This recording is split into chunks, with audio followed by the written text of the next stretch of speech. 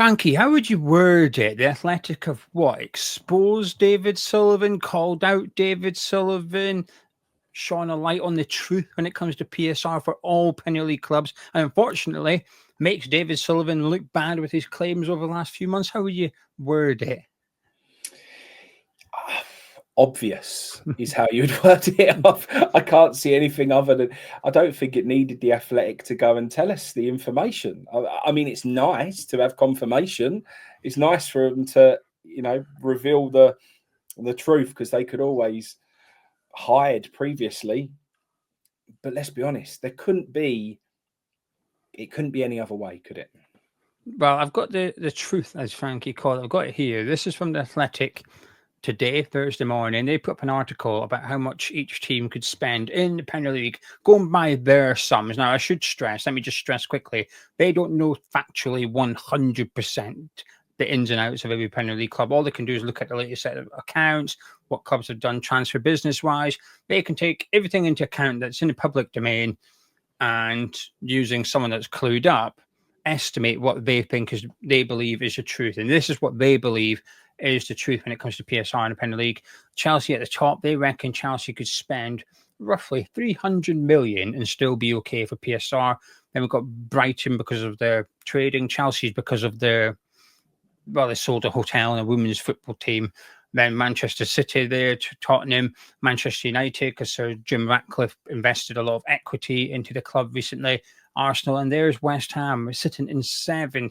And according to the Athletic, they reckon we are about 95 million safe from any sort of PSR trouble this season. So not a good graph for Aston Villa, and not a good graph for David Sullivan either, with all his claims. Now, I will add in this, because I've got nowhere else to stick it, Frankie. The one thing, this is really important, and it only came out yesterday. So because of what Chelsea done previously with selling the hotel to the owner's company, and then they sold the women's football team to the owner's company in the Premier League business, you can't do that. You're just cheating here. You're just pumping money into the club. So the Premier League tried to stop this from happening, and it's been overruled. So yesterday it became official that has been overruled. So now going forward, expect sister companies, so say Newcastle United, for example, if they really wanted to, they could buy St. James's Park for whatever price they want and rent it back to Newcastle for whatever they want. So there's now a new way for football clubs to start putting money into those clubs. Well, I should say football club owners into their football clubs. I will say that I think this is a bad thing for West Ham, because our owner doesn't have sister companies that want to put in, and we don't have anything to sell. Do you want to buy a Portakabin, David Sullivan property? Would you like to buy this Portakabin for £20 million? It's not happening. We've got the women's team, but where are they going to sell it to? Our current owners don't want to put equity into the football club, so why would they want to buy bits of the club? They just won't do it. So I think this puts West Ham at a massive disadvantage going forward, actually, because we won't do anything, whereas other clubs will. They're going to be rubbing their hands at the prospect of, say, bending the rules. They're not. The rules are in place. You can do it. Premier League tried to intervene, and it's been knocked back. So keep your eye on that rule, because I think next month, if you read something that a Premier League team sold something to a company that is owned by the Premier League club owner, and it's for a large sum of money, you will know why. The Premier League have tried to stop it and failed. Anyway, that's the PSR thing that's come out, Frankie. So I think, like you said, I think we all knew it. It's just almost nice to get confirmation sometimes that we are not going crazy, and that the claims coming from the club are bullshit. Yeah, no, absolutely. But there's more than one way to skin a cat. And you look on that board there, that comes without any investment going in. So they've created a model where we do look good on paper, because we don't have these big expenditures. We don't have to pay for stadium and the stadium and all those sorts of things. So, to be fair, there isn't just one way of doing it. And you can only do that asset buying if you've got someone who's willing to pump that money in, and not every team has got that. So I still firmly expect, while we may fall behind that sort of breakaway top 6, 7, whatever it may be, who've got people who are willing to invest. And Aston Villa made their investments already, haven't they? Like, they don't need to do too much more. They're sitting with quite a nice squad. You know, if it was 1 in, 1 out for Aston Villa, I don't think you'd be too disappointed at this time. It's fair enough. So everything in context, Gio. But yeah, I feel like, while we may not be able to do that whole, we've got nothing to sell, even if we had an owner come in who wanted to put money into West Ham. What it does show is that the way that we are set up at the moment, we kind of look good on the balance sheet. So, you know, we should be the best of the rest, not the worst of the rest like we were this season. So, you know, I firmly expect us to still go and, well, we've seen it now. We've got money. So I expect it to be spent. Yeah, that does include Declan Rice's 100 million, though. If you were to remove that, then suddenly we're... And also, for context, that won't include... The Athletic don't know what our wage bill is for the season we've just had. When you look back at last summer, we added the likes of Fulkrug and Debo and Carlos Soler and Loan. There was a lot of wages added to the club as well. So it won't tell the whole story. But it's a bit of a guesstimate from the Athletic, and one that it's a bit of confirmation bias on my part. But what it does maybe do, this rule, or a new rule, it's the prevention of a new rule, is it does mean that anyone looking at buying West Ham now have a way of putting money into the club and getting around financial rules that's in place in Premier League. Because I think one of the biggest things to put new potential owners off is it's quite restrictive. How are you supposed to improve your club if you can only put in so much money? But actually, what the Premier League have now done is basically allow you to put even more in. And while we sit here and say we've got no assets as in a stadium, we do have a training ground. Well, we've got 2 training grounds. We do have a women's football team that we can use, which Chelsea did it. Chelsea, I think it was 250 million or something they sold the women's team for, which is just ludicrous. But it does now give us scope to do something like that. I think you're going to find a lot of clubs selling everything and anything to their owners. Yeah, but it just means more clubs get sold. Yeah, this is a one-way race for the Premier League to just become even more of a money grab. I don't love the state of where football's at right now. I've been enjoying lower league football just because I feel like it's real football. The referee decisions, they let more go. They don't blow the whistle as much. It's more physical. You don't have VAR. There is a lot of positives and a lot of pluses to lower league football now. And the Premier League, unfortunately, off the back of this, is only going to get worse. Before we move on to our next topic, which is still in line with like the ownership and stuff at West Ham United, did you watch the Nations League last night between Portugal and Germany? There was a VAR call, right? So there was a goal scored, and the referee had to go check it. How long do you think he looked at the monitor for? Go on. About 8 seconds. He watched one replay. Right. And then ran back and said, "I'm sticking with my decision, thank you." Nice. No overturn here, nothing. Honestly, it was like, wow, I've never seen it. He just jogged straight over to the monitor, watched it once, turned around, went, "No, I'm giving the goal. I'm sticking with my decision. Game on, let's go." So I was like, that is the VAR that I want, please, in the Premier League. Decisive, not too invasive. Let's continue. Anyway, let's talk about season ticket renewals, Frankie. Let's start with the positive. 88% renewal rate, I think, feels like a good number. Is it? Is it not? I don't know. You tell me. What do you think? I mean, on paper, it sounds pretty. So, again, context is everything. After the season we had last season, does it sound like a good number? Yes. Yeah, absolutely does. Well, I'm going to apply a lot of context here. I just wanted to start with the positive before I threw in the context, which is going to come across as negative. If I was to ask you, obviously we moved in 2016, so the first renewal was 2017. Up till now, how many people do you think haven't renewed in terms of quantity? Add in every single number from every single summer. So this summer, 5,000 people didn't renew this summer. So 88% people renewed, but that meant 5,000 people did not renew their season tickets at West Ham United this summer. So if you were to take that figure for every single year since we moved in and combine them, and there's one missing, which is 2020 due to COVID, what do you think the overall total is? Well, I guess it shouldn't jump too much higher because I feel like our, renewal rate has been so strong every year up until now. So I'll probably say but it'll be really interesting. So I'm going to say on the question that you're asking, I'm going to go for 12,000 haven't renewed in total. But it'd be really interesting if it gets anywhere close to what the capacity used to be at Upton Park. It's not far off. It's 34,000 people. There you go. And that's really interesting, that maybe a lot of the old guard are the ones that you're no longer seeing there. Next summer, it will supersede the final capacity at the bowling ground. The final capacity at the bowling ground was 35,012 people, I think. So next summer, there will be over 1,000 people not renewing next summer, regardless of what happens. So next summer, the headline will be the amount of people that have not renewed at West Ham now supersedes the capacity at Upton Park. And for those interested, in 2017, 89% of people renewed. The highest figure West Ham have ever had is 2022, 97% of season ticket holders renewed, which is a huge number, but COVID was still playing its part at this point. The lowest number we've ever had is 88%, which is now.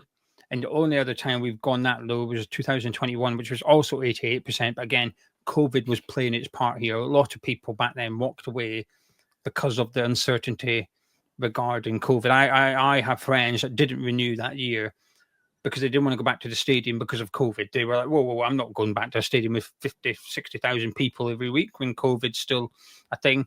So this year, the season ticket renewal rate is on par with people the summer we had when COVID struck. 88%, but 5,000 people walked away. So now, in total, since we moved to London Stadium, 34,000 West Ham fans have not renewed. Now, some of those people could certainly have walked away, then came back and walked away again. So some people might count 2 or 3 times in there. Still a big number. For context, for those wondering that perhaps don't know, we had, before renewals, we had 48,500 season ticket holders this season. So now it's dropped to 43. There will be new people. New people will be getting season tickets. Season ticket holders will be picking up additional tickets. I expect it will go back to 48,500. The most we've had previously was 55,000. At one point, we had 55,000 season ticket holders. But today, we've got 43,000 season ticket holders. However, it is going to increase. I do think it's a bigger number than what I expected, to be honest with you, Frankie. I've seen a lot of people saying they've had enough. A lot of people haven't renewed. And this summer felt... We always get it. Every summer, people say they're not going to renew. And I always take it up. I think, well, a lot of you will, even those that intend on not renewing, they get, it's almost like fear of missing out to some extent. They go, oh, God, what else am I going to do? I'll just do it. But this summer was the one time I thought, actually, I think there's a lot of people have been serious this time around. And it has been 5,000 haven't renewed. But so still a bigger number than I thought it would be. I thought it would be towards 80 rather than 90. Yeah, mate, one thing I've always said, you never know when good times are coming at West Ham. They're few and far between. And if you want to be part of it, whether that be micro moments in a season, going to away games, you have to go to Old Trafford every game because you never know when it's going to happen. You have to go to Anfield. You have to go to Chelsea. You know, you have to make these trips because you never know when West Ham, we could be on the worst run that you've ever had.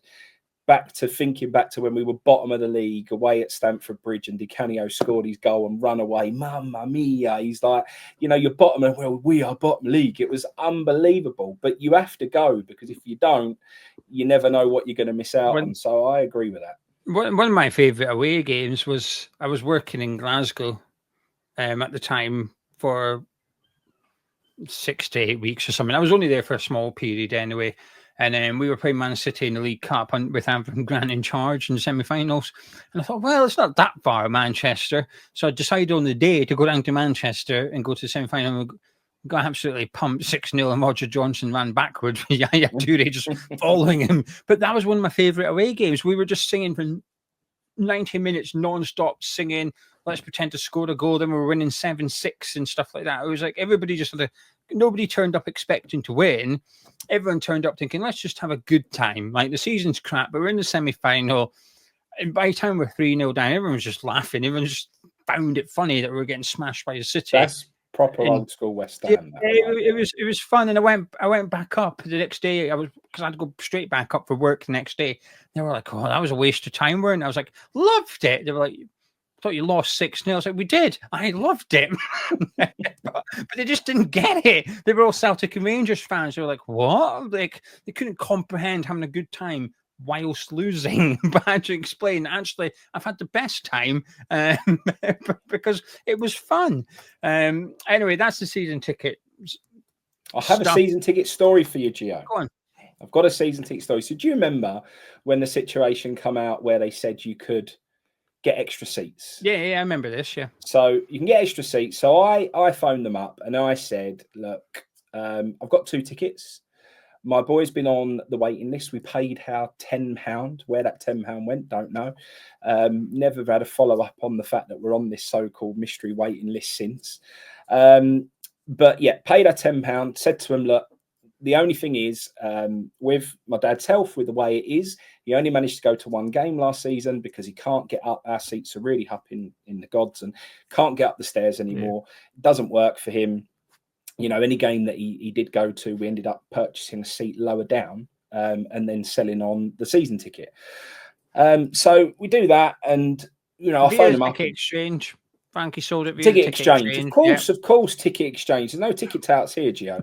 Ticket exchange. Give the club the 70 quid. I take 15, and everyone wins. So yeah, that's what we do. So we've phoned them up and said, look, my boy wants to come in as well. And they said, look, if you're relocating, then at the moment, the best thing that we can advise is just renew your season tickets as they are. Give us a message afterwards, and then we'll sort out where we're going to put you and your son at a later date. So I said, okay. I said, no problem. They said, but in the meantime, give the accessibility team a message and so on. So did that. So renew the tickets.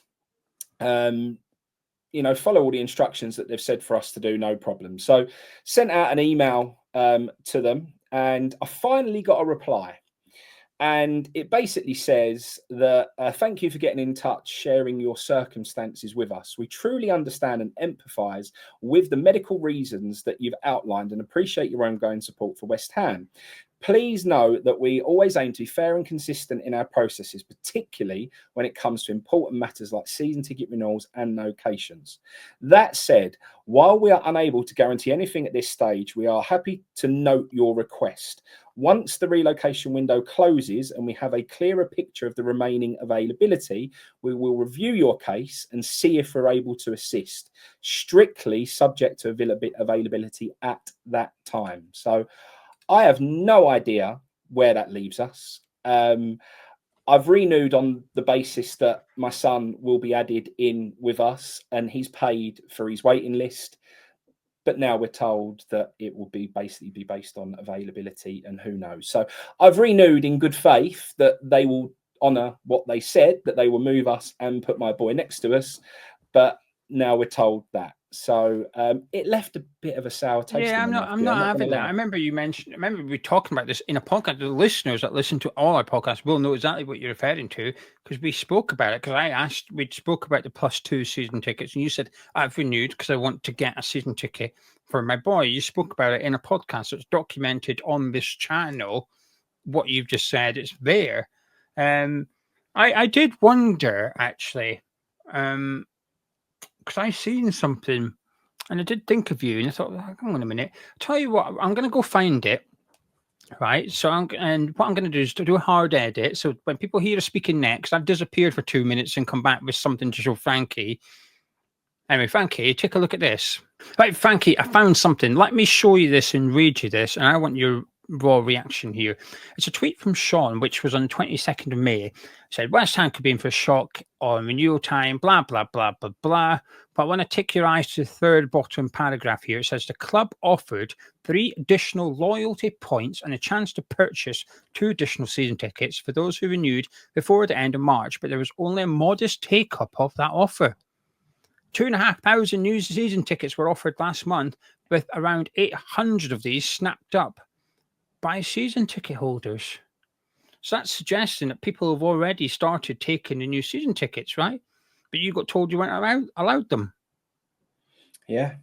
And I kind of felt that that's what had been going on. I can't get my head around it. I don't know whether it's confusion from the club side because we're trying to add in My boy who's on the waiting list, I can't work out whether it's because that we're trying to move and add somebody on at the same time. Look, I'm trying to come up with excuses here. It doesn't seem that difficult what we're asking. We need a more suitable seat. We're not asking for any discounts. We're not asking for anything out the ordinary. All we want to do is move where we are and add my boy in that we've been on a waiting list for 2 years and paid £10 for the privilege. So very, very frustrating, very annoying. And it was even, Gio, the end of the email, which said, "We thank you again for your understanding and patience. We will be in touch should a suitable opportunity arise." Well, what is a suitable opportunity? I like the first part of that. Thank you for your understanding. I'm not understanding, no, mate. I'm not at There's all. no understanding here. I'm confused. Like there isn't any. I don't know. You need to take. I'm going to send you that thing from Sean. You need to send it to the club and say, "Hang on a minute, mate. Is people been buying additional tickets already?" Because that's what I'm asking for here. Effectively, what you could do is say, "Okay, I'm not renewing my dad's. Forget about my boy in the waiting list. I, as Frankie, I'm entitled to 2 extra season tickets. I'll have those, please. What name do you want on them?" Well, in that case, I'm going to have my son's name and my dad's name. Oh, I thought your dad. Forget my dad. Just give my new seat further down this. And it makes you think: is there an incentivization somewhere for new versus renewal? Is that what they want? God knows for this football club. Anyway, 5,000 people didn't renew, Frankie, so there's plenty of seats available. So you shouldn't be short of picking where you want to go. Right, before we talk, I get your thoughts on the transfer rumours. There is a petition at the minute, which West Ham fans are signing, which is BS out. I'll put a link in the description below. BS doesn't just stand for BS, it also stands for Brady and Sullivan. There's nearly 4,000 West Ham United fans that have signed it thus far. So if you want to add your name to it, you're more than welcome. It takes you about a minute to do in total. You fill in your details, you get an email, you click on the email, and that authorizes your name on the petition. And it's for what's his titled as, which is to get Brady and Sullivan out of West Ham United. So if you want to add your name to it, please do. If you don't want to, please don't. And if you've renewed or not renewed, it doesn't matter. You don't have to justify it to anyone. We completely understand if you have renewed. We also completely understand you've decided you've had enough and you've walked away. You do not need to justify it to anyone. I feel like over the last few days, there's been a lot of, "Why have you renewed? Explain yourself." You don't need to. But also I've seen people saying, "Well, why have you not renewed? Explain yourself." You don't need to do that. Anyone that has not renewed, you've given it a fair crack. We moved into that stadium 9 years ago. You've given it a chance. You decided you've had enough now. You've given it 9 years, and then just assuming you were there from day one, and you've decided enough's enough. I think that's a fair amount of time, more than fair enough amount of time to give a new football stadium. Frankie. Oh, also, there's a poll coming out on. I don't know if I'm allowed to say this. I'll say it anyway. There's a poll coming out on Saturday, post lunchtime, which has been created by Hammers United, but they have spoken to lots of other fan groups to get their input into it as well. They contacted us, said, "Here's a survey. What do you think?" We gave our feedback. They've taken everyone's feedback on board and created one overall poll. Survey. It's coming out on Saturday. The more people that can fill it in, the better. So keep your eyes out for that, because there'll be loads of people promoting it. You don't have to go through Hammers Chat. We don't get any credit. We don't want any credit. We're just helping. And the more people that respond, the better. The bigger the results, the better. So keep your eyes out for it. I will mention it in a video next week, but just as a heads up. Frankie, transfer rumours. I know you can be quite detached from these sometimes. You don't pay too much attention, but there's a lot of Caduce stuff at the minute, and a lot of names were being linked to. Is any headlines caught your attention? Anything you want to have a quick discussion around? I've paid zero attention to any of it, so really sorry to disappoint anyone watching this who wanted an opinion. I haven't seen it. To be honest, that is your opinion, though. Your opinion is I've paid no attention. Mate, I'm so busy. I'm having my own trials at Cray Wanderers tonight. I'm more focused on signing my new players than I am on what West Ham are going to sign. But I did see a couple of the videos that popped up. I saw your video on Caduce, and so yeah, I knew that was going on. And I also saw your one with the Babbling Irons guy with regard to that guy. And I did listen to that. I wasn't listening closely, but I took a bit on board that he was a bit like Dimitar Berbatov, which frightens the life out of me. Because I just don't think we're a team that can carry a luxury player like that who's going to stand around waiting for the ball to come to him. So, yeah, I'm taking little bits in, but only from what I see at a glance. I'm going to start a new thing right now for the whole summer. 2 meters. There isn't any. Literally just virtual ones, right? I want the first one we're going to have is the excitometer. Frankie, excitometer over the transfer window. What are you giving it so far? So 10 is like, wow, incredible. The 0 is, oh my God, I'm going to It's cry. jumped a little bit, Joe. I was probably at like 3 because I just weren't really, believing that we were going to do much. And now the Athletic has said we've got a few bobs. So it's gone up to like a 5 now. I'm halfway. That's all right. We'll take that. And then the other one is panicometer, right? So 0, you're very, 0, you're calm as hell. No worries, nothing. 10, you're major panic in here. Gonzo got his version copyrighted. Is that trademarked? We're not allowed to use the poppycockometer or whatever. Well, that's about rating a rumor or not. If you think the rumor's genuine, that's what his poppycockometer is or whatever it's called. He hasn't brought it out for a little while, I don't think. So we need it back. Yeah, we need to get it back. But in terms of the Frankie panicometer, what you? Yeah, I'm in no panic. Like I said to you, I feel like we need a signing to excite the fans. I do feel like I think we'll go in a bit flat. Other thing that we haven't discussed, it does seem like they are trying to get a version of Betway Cup game going this season, which we haven't had for the last couple of years. So that'll be nice because I always like that as a warm up to the season. But yeah, it's just I really feel that striker is everything. If they want to get us off to getting in that stadium and everyone actually being behind it and up for it from day one, that marquee striker signing's got to happen. So I'm going to sit and wait for it. And the more we keep getting sort of linked to people, the more that might, ignite a bit of stuff. And then I'll start looking and seeing how much of it is genuine. And if we are going after that big striker. But I just feel I actually feel it's necessary. I feel like they have to do it. I just can't see how they can go into next season without that big statement striker signing. Because tell you what, if they do, Mr. Graham Potter, who's going to rock up there on day one at the London Stadium, we need to start fast because people are already a bit like that. Yeah. And if we have the first sign that we're going to get more of what we got towards the end of last season, that place will turn fast. Yeah, he doesn't start. He doesn't start on neutral, Potter. He doesn't start the season on neutral. He's not a new manager. He does not start with the grace that perhaps a new manager would, which is all. Let's give him time. I'm not sure he gets it. I completely agree that we get off to a slow start. This is the first time, possibly ever, when fixtures come out. I'm usually not that arsed. I'm like, we play everyone twice, home and away. Who we got in the last game? Because I hope it's at home. I don't even look for. I used to look for Boxing Day. I don't bother anymore because it's going to be away from home. And I look for maybe 1 or 2 fixtures, but I'm not that. The fixtures come out at 9 a.m. If I don't see them till 11 a.m., I'm not that bothered, right? But this is the first time I can ever remember being quite nervous for them. I'm thinking, oh, please, can we have a home game, first game of the season? Actually, it'd probably be better away from home, but just for the excitement factor, can it be at home? And can we get a team that either you feel like we could beat someone you think, yeah, we'll be all right against them when the first game of the season. I don't want a Liverpool or a Man City because, like you said, you lose that one, it's right. Okay, we're already sort of like swimming against the tide to some extent, and we're 1 game in.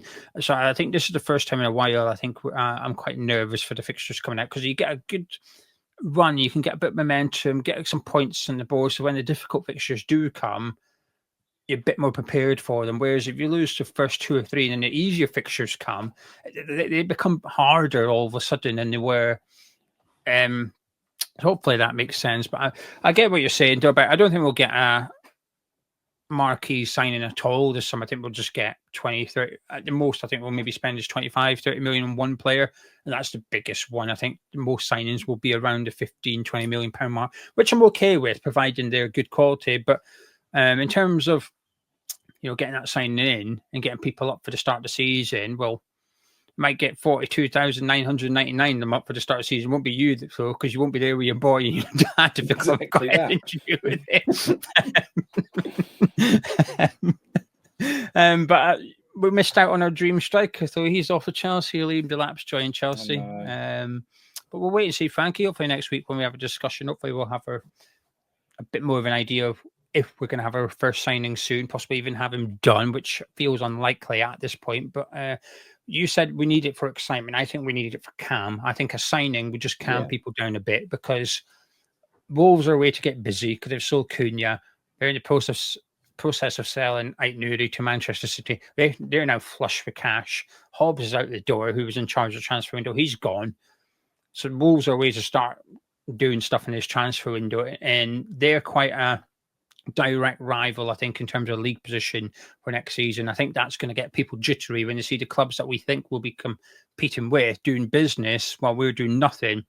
I think that gets people a bit nervous, and I can understand why I would be getting nervous as well. I think if we can get a signing in quickly, it just calm people down a little bit. It doesn't even have to be the striker, even just like the right back or the goalkeeper or something. Just get someone in quick. Just tell us, reassure us. We know what we're doing. We've got our transfer targets. We're capable of getting our transfer targets. I think it would just calm things down a little bit. But at the minute, I'm quite low on a camel meter as well. I'd give myself a 1, maybe. Get a little bit, but, pretty chilled. Yeah. Anything you'd like to add, Frankie, or shall we wrap it up there? No, let's wrap it up there. I really do hope that this situation gets sorted out with these tickets, mate, because there's something like this is your final straw, isn't it? It's where you turn around and go, what's the point? I completely agree. And also, you can be, West Ham fan for decades, and sometimes it just takes one bad thing like this to make you go, "Oh, I've had it." I'm like, this is what the thanks I get from my years and years of service and all the money, all the time, etc., and the crap I've had in return. I just keep coming back. And this is how you treat me. Something's always going to be the straw that broke the camel's back. And for a lot of people, for 5,000 people, that's happened this summer. You're not there yet. But stuff like this will push you in that direction. You will become one of the 34,000 people that's had a season ticket that no longer has a season ticket. It's just also you think they have a chance to do something good, to do something right. It's not. Plus you're trying to buy an additional season ticket. It's not even like you're moving. You're also trying to acquire an extra one and give more money to the club. So. Crazy, mate. There you go. Strange. Anyway, thank you very much for joining us. Leave your thoughts in the comments below if you have any, whether it's about season tickets, whether it's about PSR, just your thoughts on the transfer window. Feel free to get involved. If you want to get involved on a weekly basis with the Panicometer and the Excitometer, feel free to give us your ratings. 0 is very calm and not excited. 10 is very excited and panicking. Two different numbers, though. You can be both. You can be excited and panicky. But before you go, if you enjoyed this podcast, please do drop a like on it by clicking the thumbs up button. Subscribe to the chat myself and Frankie. I'll catch you in a bit.